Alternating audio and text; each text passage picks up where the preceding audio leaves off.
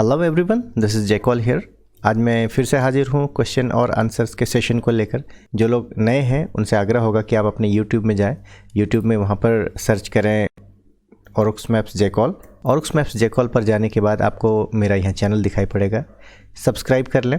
और यहाँ पर आप देखेंगे जब चैनल पर जाते हैं तो आपको दिखाई पड़ेगा यहाँ पर कई सारे ऑरुक्स मैप्स से रिलेटेड जो भी मैंने प्रश्न दिए हैं उसका यहाँ जवाब देना है आपको। तो पहला सेशन हम लोगों का हो चुका था, इस वीडियो में हम लोग देखते हैं इसके बाद जितने भी प्रश्न हैं। यहाँ पर एक प्रश्न है, दाहिनी और ऊपर की तरफ 1 बजे की लाइन पर, यानी कि इस पिक्चर की दाहिनी ओर ये वाला जो लाल रंग का बक्सा है, यह लाल रंग का बक्सा क्या कहलाता है, यही हमारा प्रश्न था। तो इसका नाम है नेक्स्ट वे पॉइंट इंडिकेटर। जब भी आप किसी रूट को फॉलो करते हैं या फिर वे पॉइंट फॉलो करते हैं तो यह जो वे पॉइंट है यह किस प्रकार का है और यह आपकी जो अपनी पोजीशन है यहाँ से वह वे पॉइंट कितनी दूर है, इसका यहाँ एक छोटा सा डैशबोर्ड बनता है। तो चलिए इसको कहाँ प्राप्त करेंगे, ऑरुक्स मैप्स में देखते हैं। ऑरुक्स मैप्स में आप सबसे पहले 3 डॉट्स पे जाइए, ग्लोबल सेटिंग्स। यहाँ पर आपको यूज़र इंटरफेस पे जाना है, फिर डैशबोर्ड पे जाइए। डैशबोर्ड पर देखिए जितना भी डैशबोर्ड के संबंध में जो भी आपको कंट्रोल्स हैं ये यहाँ से प्राप्त होते हैं, लेकिन यह जो कि वे पॉइंट से संबंधित डैशबोर्ड है, वे पॉइंट से संबंधित डैशबोर्ड है, तो यह भी इसी के अंतर्गत प्राप्त होगा। यहाँ देखिएगा नेक्स्ट वे पॉइंट इंडिकेटर, ये आप यहाँ पर बाय डिफ़ॉल्ट यहाँ पर ऑन रहता है, आप इसे ऑफ भी कर सकते हैं। तो ये ऑप्शन यहाँ से है और ये नेक्स्ट वे पॉइंट इंडिकेटर कहलाता है। मेरा अगला सवाल था what is the full form of ETE, यानी कि आपको इसका पूरा नाम बताना है। ETE का पूरा नाम क्या है? इसको कहते हैं एस्टिमेटेड टाइम एन रूट। कई लोगों ने इसका जवाब भी दिया है और इसका अर्थ ये होता है कि आप कहीं एक जगह से दूसरे जगह जाते हैं तो कितना समय लगता है पूरे रूट को तय करने में। मेरा अगला सवाल है, वह कौन सा ऐसा ऑप्शन है या सेटिंग है जिसके चालू करने के बाद इस तरह से ट्रिप कंप्यूटर और मैप व्यूअर दोनों एक साथ दिखाई पड़ते हैं। मतलब यह जो व्यू है ये आपका मैप व्यू है और यह जो है आपका ट्रिप कंप्यूटर का पार्ट है। दोनों एक साथ कब दिखाई पड़ता है और कौन सा ऐसा सेटिंग है? तो यह एक सेटिंग है जिसका नाम है लैटरल डैशबोर्ड और यह डैशबोर्ड वाले सेक्शन में कहीं ना कहीं होना चाहिए। तो चलिए देखते हैं ऑरुक्स मैप्स में इसकी सेटिंग्स कहाँ से होगी। हाँ, यहाँ पर मैं बता दूँ कि आप अपने मोबाइल को हॉरिजॉन्टल पोजीशन पे रखेंगे तभी यह एक साथ दिखाई पड़ेगा। पोर्ट्रेट मोड यानी कि आप सीधी तरफ से आप अगर मोबाइल रखते हैं तो यह नहीं दिखाई पड़ेगा, आपको हॉरिजॉन्टल करना पड़ेगा। तो सबसे पहले चलिए 3 डॉट्स पे ग्लोबल सेटिंग्स और यहाँ पर यूज़र इंटरफेस पे चलेंगे और देखेंगे यहाँ पर मिसलेनियस यूज़र इंटरफेस है। इसमें थोड़ा नीचे की ओर स्क्रॉल करेंगे, इसमें आपको एक दिखाई पड़ेगा लैटरल डैशबोर्ड। जब आप इसे ऑन करते हैं तो यह जो है एक्टिवेट हो जाता है और जैसे ही आप मोबाइल को हॉरिजॉन्टल पोजीशन पर रखेंगे इस प्रकार से एक लैटरल डैशबोर्ड आपको यहाँ दिखाई पड़ना प्रारंभ हो जाएगा। नेक्स्ट सवाल था कि ट्रिप कंप्यूटर के उपभाग TC4 में, यानी कि ट्रिप कंप्यूटर 4 में एक कंपास दिखाई पड़ता है कि हरे रंग की जो पट्टी है इसके त्रिभुज, यानी कि इसका जो यह जो त्रिभुज है यह इस डायरेक्शन में जाएगा कभी और इस डायरेक्शन में जाएगा कभी। यह क्या मेज़र करता है? किसी स्थान से आप नीचे की ओर जब आते हैं तो उसका स्पीड क्या है, और जब आप किसी स्थान से आप ऊपर की ओर उठते हैं या कहिए कि आप हवाई जहाज़ में हैं और ऊपर की ओर उठ रहे हैं तो कितना स्पीड से आप उठ रहे हैं, यह मेज़र का काम करता है। अपने ऊर्ध्वाधर गति यानी कि वर्टिकल स्पीड को मापते हैं। मेरा नेक्स्ट सवाल था, डैशबोर्ड एरिया में इस तरह का ग्राफ कैसे लाएंगे, केवल सेटिंग का नाम बताएं। एक्चुअली यह ग्राफ है और डैशबोर्ड एरिया में इस ग्राफ को लाना है, तो लॉजिक हमारा क्या रहेगा, यह डैशबोर्ड के एरिया में एक ग्राफ को व्यू करना है। तो चलिए देखते हैं ऑरुक्स मैप्स में इसको कैसे सेट करते हैं। तो इस प्रकार के ग्राफ को प्राप्त करने के लिए सबसे पहले चलते हैं ग्लोबल सेटिंग्स में। ग्लोबल सेटिंग्स में यूज़र इंटरफेस और डैशबोर्ड। डैशबोर्ड में आपको कहीं ना कहीं एक ग्राफ के बारे में आपको दिखाई पड़ेगा। देखिए यहाँ डैशबोर्ड कंट्रोल के जस्ट नीचे शो अल्टीट्यूड ग्राफ, आप इसे ऑन कर लेंगे।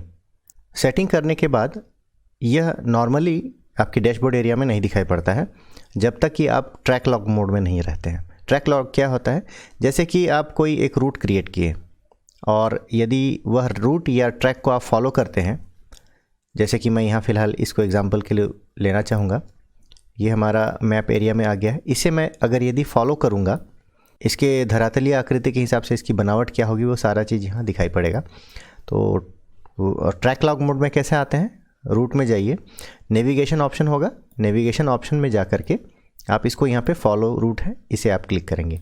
जैसे ही फॉलो रूट करते हैं यहाँ पर आपको दिखाई पड़ेगा कि यह रूट का बनावट अपने ज़मीन के हिसाब से कैसा है। तो फिर से मैं एक बार बता दूं, इसमें आपको 2 चीज़ें ज़रूरी है। पहला तो आपको एक सेटिंग करनी है जो कि डैशबोर्ड एरिया में किए, और दूसरा आपको एक रूट या वे पॉइंट को फॉलो करना होता है। जब तक आप फॉलो नहीं करेंगे ये ट्रैक लॉग मोड में नहीं आएगा, और जैसे ही आप इसे फॉलो करेंगे यहाँ पर वो आपको ग्राफ दिखाई पड़ेगा।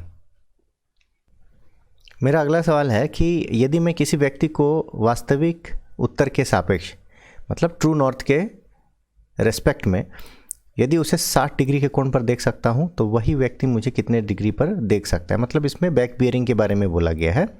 इसको बेहतर ढंग से ये समझिए कि यदि पॉइंट ए से कोई व्यक्ति बी को देख रहा है तो ये आपका जो एंगल है ये है 60 डिग्री, और बी अगर यदि ए को देखता है तो ये एंगल जो हो जाएगा बैक, इसका जो बैक बियरिंग होगा, इसके लिए फॉरवर्ड बियरिंग एक्चुअली, और इसके लिए बैक बियरिंग हो जाएगा। तो बी से ए को यदि देख रहा है तो ये जो ग्रीन वाला एंगल जो देख रहे हैं ये इसका वैल्यू निकालना है। इतना कैलकुलेशन से बचने के लिए आपको यहाँ पर एक स्केल बना हुआ है। यह स्केल को आप हमारे एक संबंधित वीडियो है जो यहाँ पे आई बटन पे आ रहा होगा, तो वहाँ से आप इसको डाउनलोड कर सकते हैं फ्री में, और आप इसको यूज़ कर सकते हैं। चलिए आगे बढ़ते हैं। यहाँ पे सवाल है, उपग्रह द्वारा इस तस्वीर को लिए जाने के दौरान उस स्थान का स्थानीय समय, मतलब लोकल टाइम क्या रहा होगा। तो यहाँ पर आप इस धरातलीय आकृति में जितने भी चीज़ें हैं आप इसकी रचना को देखिए, इसके बनावट को देखिए।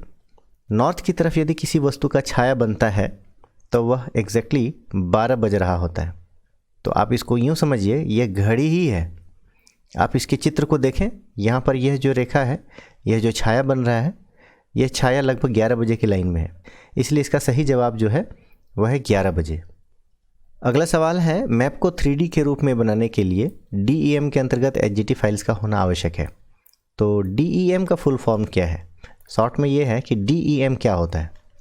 तो इसका सही जवाब है डिजिटल एलिवेशन मॉडल। चलिए आगे बढ़ते हैं। मेरा नेक्स्ट सवाल है, वह कौन सा ऐसा ऑप्शन है जिसको चालू करने से मैनेज वे पॉइंट्स में इतने सारे परिवर्तन आ जाते हैं। तो परिवर्तन क्या क्या है देखिए यहाँ पे, कि पहले इस प्रकार से रहता है, मतलब कि यहाँ पर एक स्क्रॉलर है, आप कोई भी वे पॉइंट को अप एंड डाउन इस तरह से स्क्रॉल करके इसके ऑर्डर को, मतलब इसके व्यवस्था को आप चेंज कर सकते हैं। साथ ही साथ यहाँ पे रिफ्रेश बटन है, सेलेक्ट है, डीसेलेक्ट है, इस प्रकार के टूल्स रहते हैं। अब जब भी कोई सेटिंग होती है ये सारे गायब हो जाते हैं और यहाँ पर एक नया इस तरह से कुछ बनता है। ये क्या चीज़ है मैं आगे बताता हूँ। और यह जो स्क्रॉलर है यह यहाँ से गायब हो जाता है। ठीक है, तो वह कौन सा ऐसा सेटिंग है, सिर्फ उसका नाम बताना है आपको। तो इसको समझने के लिए चलिए हम लोग चलते हैं ओरुक्स मैप्स में। इसके सेटिंग को समझने के लिए सबसे पहले वे पॉइंट मैनेजर में चलते हैं। मैं यहाँ पे बता दूँ कि आपके इस वे पॉइंट के मैनेजर सेक्शन में इतने सारे वे पॉइंट होंगे कि आपको कोई ख़ास वे पॉइंट को सर्च करना काफ़ी मुश्किल होगा। और साथ ही साथ यदि आप 10 या 12 वे पॉइंट को मिला करके कोई आप काम करना चाह रहे हैं या उसका रूट बनाना चाह रहे हैं या फिर उसके सीक्वेंस को चेंज करना चाह रहे हैं तो काफ़ी कम्बरसम हो जाएगा, आप इसका सही सीक्वेंस बना नहीं पाएंगे। और क्यों ना एक ऐसा ट्रे हो या क्यों ना ऐसा एक हिस्सा हो जहाँ पे हम इनको सेपरेटली डील कर सकें, एक अलग जगह पे हम इसको ले जा करके इसके काम को हम कर सकें, चाहे उससे रूट बनाना हो, चाहे हम इसके ऑर्डर को, सीक्वेंस को चेंज करना हो। तो इस प्रकार से नए जो टूल है, जो नया जो जगह है, इसका नाम है सिंप्लीफाइड वे पॉइंट लिस्ट।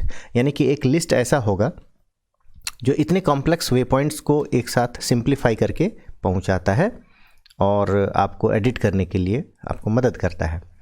तो इसका नाम है सिंप्लीफाइड वे पॉइंट लिस्ट। चलिए इसको देखते हैं ये सेटिंग्स में कहाँ पे होगा। तो सबसे पहले चलिए यहाँ पे ग्लोबल सेटिंग्स में चलते हैं। क्योंकि यह वे पॉइंट से संबंधित है तो वे पॉइंट में जाएं। यहाँ पर होना चाहिए सिंप्लीफाइड वे पॉइंट लिस्ट, ये रहा। कर दें इसे, आप चालू कर दें। वापस आइए और देखिए कि वे पॉइंट मैनेजर में, मैनेज वे पॉइंट्स में यहाँ पर क्या परिवर्तन आते हैं। देखिए यहाँ पे स्क्रॉलर नहीं है और आपको यहाँ पर एक टूल बन जाता है जो वे पॉइंट लिस्ट को सिंप्लीफाई करके बताता है। कई सारे वे पॉइंट्स को आपने सेलेक्ट किया और इसे आप वे पॉइंट लिस्ट में ले गए। इसको जैसे ही क्लिक करते हैं यहाँ कहता है कि आप सभी वे पॉइंट्स को लाना चाहते हैं अथवा सेलेक्टेड वन। तो ऑब्वियसली हमें भीड़ से बचने के लिए सेलेक्टेड वन को सेलेक्ट करना है। इस पे जाइए और देखिए जितने वे पॉइंट को हमने सेलेक्ट किया, लगभग 3 मैंने सेलेक्ट किया, तो यहाँ पर ये तीनों आ गया। अब इनके क्रम को मैं चेंज करता हूँ। यहाँ पे स्क्रॉलर है, आप इसको इस तरह से कर सकते हैं, स्टार्टिंग इसको यहाँ रख सकते हैं इस प्रकार से। तो इस प्रकार से आप अपने वे पॉइंट्स का सीक्वेंस को चेंज कर सकते हैं और यहाँ से फिर आप इसका रूट बनाइए, चाहे सेव कीजिए या फिर एलिवेशन में कोई भी करेक्शन लाना है, मास मॉडिफिकेशन लाना है, any type of editing you can do from here. मेरा अगला सवाल है, लोड KML और इंपोर्ट KML में कोई एक मूलभूत अंतर बताएं। दोनों का आइकन बिल्कुल सेम है, देखने में तो सेम है, पर दोनों का काम बिल्कुल अलग है। चलिए और मैप्स में चलते हैं और इनका काम हम लोग समझते हैं कि मैनेज रूट में यहाँ देखेंगे यह जो बटन है यह है इंपोर्ट, जबकि आपको इसी में आपको यहाँ पर देखिएगा ट्रैक रूट टूल्स है, इसमें आप जाएंगे लोड KML और GPX। तो बेसिक अंतर क्या है दोनों में? अगर यदि आप इसे लोड KML और GPX करते हैं, कोई भी किसी भी फाइल को आप लोड करते हैं, तो इस प्रकार से आप जब लोड कर दिए तो सिर्फ ये काम आने तक ये आपको लोड हो जाएगा। ये कहीं से भी हो सकता है, आप आपके डेटाबेस से भी हो सकता है, आपके पेन ड्राइव से या इंटरनेट से कहीं से भी आपने डाउनलोड करी है वो ट्रैक, तो ये आप यहाँ पे लोड कर सकते हैं। जैसे ही मैं इसको डिलीट कर देता हूँ, इसका काम ख़त्म। आपके मैनेज वाले सेक्शन में यहाँ पर उसका लिस्ट में ये यहाँ पे नाम नहीं होगा।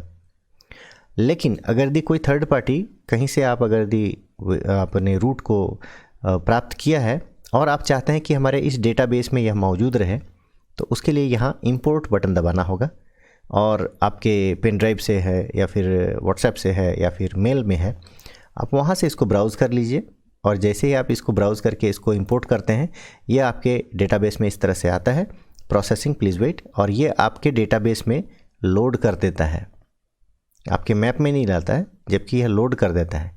यहाँ से आप उसको सर्च करें, यहाँ पे सर्च करेंगे और मैप में लाएंगे, जैसे मैं इसको ला रहा हूँ, तब फिर ये यहाँ पे आ जाएगा। तो दोनों में बेसिक डिफरेंस ये है कि पहला सिर्फ लोड करता है और आपको मैप एरिया में दिखाता है, जबकि दूसरा में आपको मैनेजर वाले सेक्शन में यह इंक्लूड करता है। यह था आज का हमारा क्वेश्चन और आंसर्स का सेशन। आई थिंक ये आपको पसंद आया होगा। पूरा वीडियो देखने के लिए बहुत बहुत धन्यवाद।